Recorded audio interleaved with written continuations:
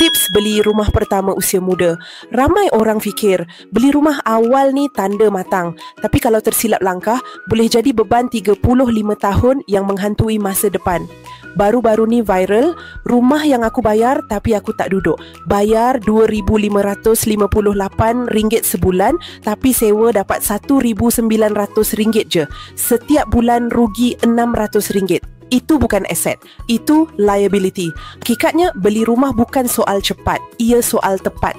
Kalau umur baru 25, fokus dulu pada kestabilan kewangan dan ilmu pasaran. Tip number 1, faham market value. Jangan beli sebab harga nampak murah. Beli sebab value dia betul-betul dalam julat bank. Kalau bank tak boleh bagi value penuh, itu tanda rumah tu overpriced. Tip nombor 2, tengok DSR dan komitmen. Pastikan loan peribadi, kad kredit, semua terkawal. Kalau DSR lebih 70%, nak dapat kelulusan pun susah. Tip nombor 3, simpan duit kecemasan. Ramai muda beli rumah tanpa buffer.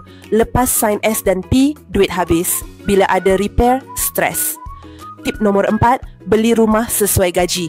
Rule mudah, ansuran tak lebih 1/3 daripada gaji bersih. Kalau gaji RM4,000, maksimum ansuran RM1,300 dah cukup. Beli rumah awal boleh jadi langkah bijak. Tapi hanya kalau dibuat dengan strategi. Tambah ilmu dulu, baru tambah aset. Untuk semakan loan rumah, pergi ke profile page dan message kami atau tinggalkan komen di bawah. Jumpa anda dalam video kami yang seterusnya.